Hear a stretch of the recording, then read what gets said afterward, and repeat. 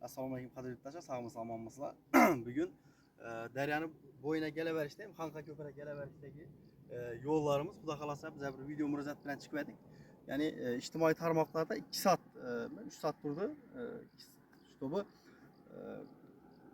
mutasaddi xodimlarimiz gördü bu videolarimizni. Biz buna bartaraf etishga yordam beramiz. To'rtko'l tuman hokimiyatine, obodonlashtirish tashkilotlarına, ya'ni şu yola xaridon təşkilatlarımız var bizden, Allah razı olsun.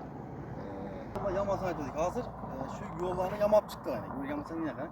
Şöyləni qaldırmadı bir vaxtlar. Hazır bellərini çok getib döşüklərini yamap çıktılar. Çok geç. Köprüye varınca. Allah razı olsun.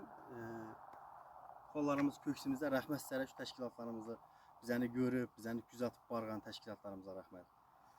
Buradayken işlerine şimdi yerlerimiz gerek. Yine Bazanyan'da Ulubağ pavrotlarımız var bizene. Pavrot aylangayla şöyle bir 200 metre cayı var. Şöyle bir bazana yama verseler acayip bolar. Bir gelip görsen yine xuda qalasa görəsiz özünüz baxa verəsiz yurtdaşlar. Böyle dum qaltın adı. Ötüp gedən yoladı. Bir taraf təp-təkiz oldu. İşte bu Xarazmdan gələn memarlarımızdan bu Sezədir işte bu Qaraqalpaqstan Respublikası 4 kile geldikler.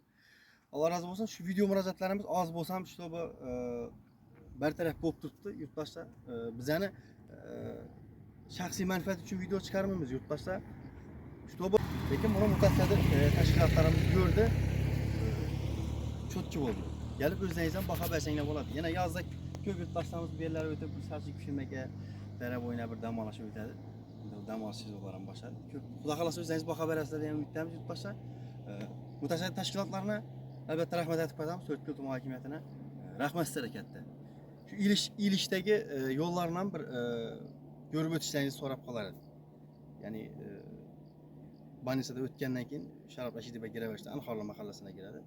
Şuradan papa barınca bir görüb ötsənglər iltimas edirəm. Bir yerə bir açanarlı bir halatlar, köp yerləri var. Bunu Asobi bir reis asfalt bilen hep tekiz buladı yollarımızda. Rahmet yurttaşlar, To'rtko'l Security chat komandasına abone olunlar, kanallarına bizəni qollab-quvvatlashda davom etinglar. Sağ olun, salomat olun.